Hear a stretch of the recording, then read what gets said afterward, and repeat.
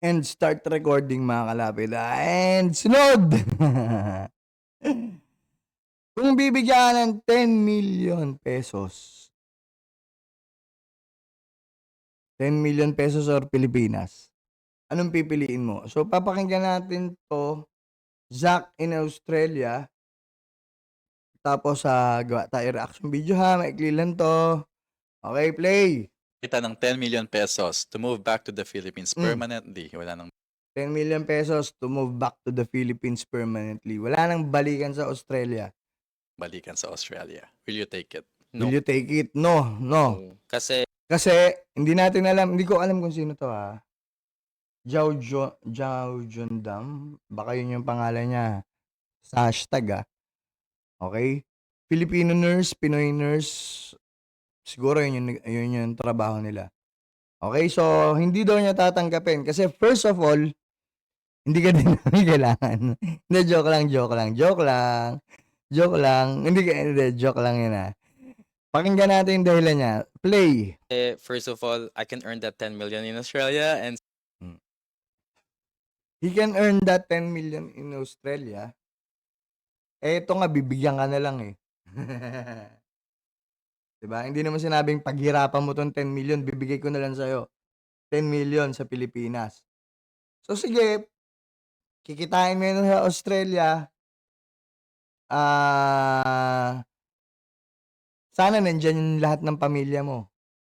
Para happy kayo, di ba? Yun lang yung masasabi ko dyan Sana andyan din lahat ng pamilya mo. Para happy kayo. Kitain mo man yan. Talaga magkaiba talaga yung way of cost at saka way of living sa ibang bansa specifically dyan sa Australia, di ba? So, and second, pakinggan natin. second, the quality of life in Australia is nothing compared to the Philippines. Okay. Sinabi ko na yun. Inulit lang pala niya.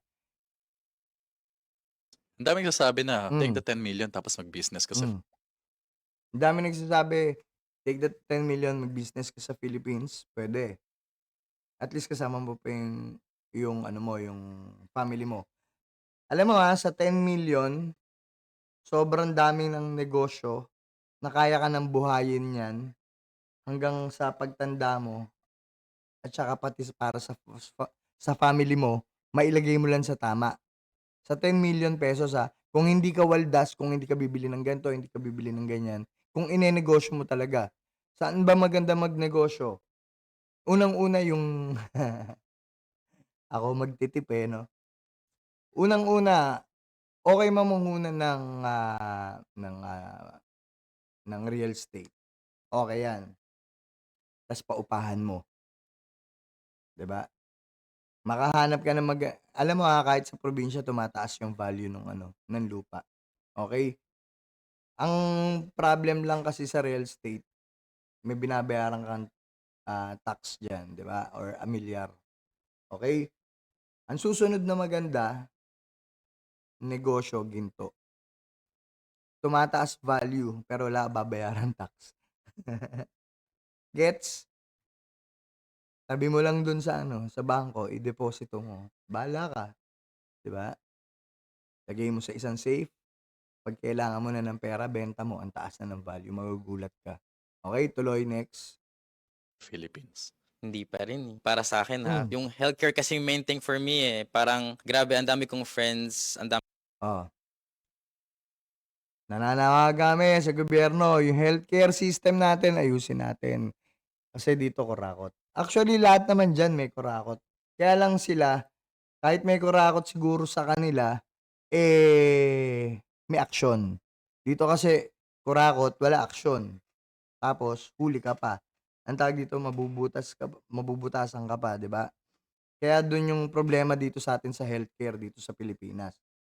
Di ba? PCSO, PhilHealth, DOH, gising. Nananawagan, at least nakikita nyo na merong Pilipino na pipiliin pa rin yung ibang bansa dahil sa healthcare system. Okay, tuloy. Dami kong kamag-anak na lumubog sa utang dahil nagkaroon ng sakit at wala silang perang may bayad sa ospital. Okay. May 10 million na ako. Kuha ako insurance. 'Di ba? Magkasakit ka, may health card ka, libre.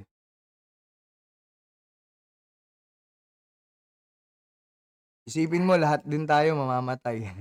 Kahit nandiyan ka sa Australia, kahit sabihin mong may mga maganda yung services niyo diyan, eh kung oras mo na mamatay, mamamatay ka, wala ka na magagawa do'n. Kahit gaano pa kaganda yung healthcare system mo diyan.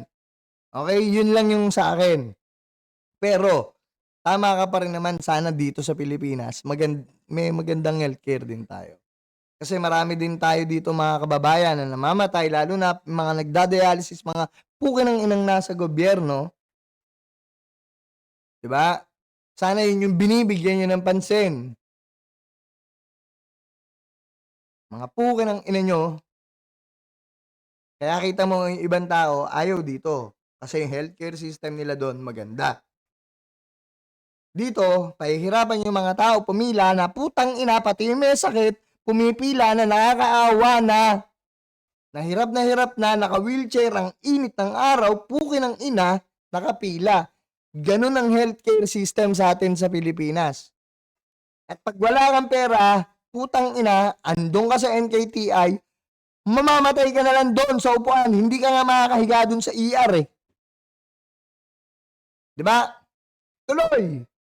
And healthcare, sakit, it's always there, it's inevitable. We will experience that. Pero dito in Australia, we have emergency departments, we have walk-in centers na libre. So Mm. Yun yung maganda sa kanila, 'di ba? Pero inadmit naman niya lahat 'yun magkakaroon tayo, pwede tayong magkaroon diyan, pwede nga tayong mamatay, 'di ba? Kahit ano pa yung kagandahan niyan. Okey, tuloy. So, para sa para sa kanya, akin, health is wealth, sabi nga nila. So anong mangyayari sa pera mo kung lagi kang may sakit? alagaan mo yung sarili mo para wala kang sakit. Kasi kung ikaw tatrabahuhin mo din yung 10 million diyan sa inyo na sa tingin mo, eh, magkakasakit ka rin, balewala din, 'di ba? Kaya nga ako papipiliin, kukunin ko yung 10 million kaysa pumunta ako sa Australia. Andito pa yung family ko, kasama ko yung anak ko. Yun lang, sa akin yun, hindi ko sinasabing gayahin niyo yun, 'di ba? Siya yun yung gusto niyang gawin, nirerespeto ko yun. Nagbigay lang tayo ng reaction sa video niya. Tuloy, At least kung dito ka magkasakit, libre. Kung bibigyan kita ng ayun. So, mga kalapid, kayo, anong gusto niyo? 10 million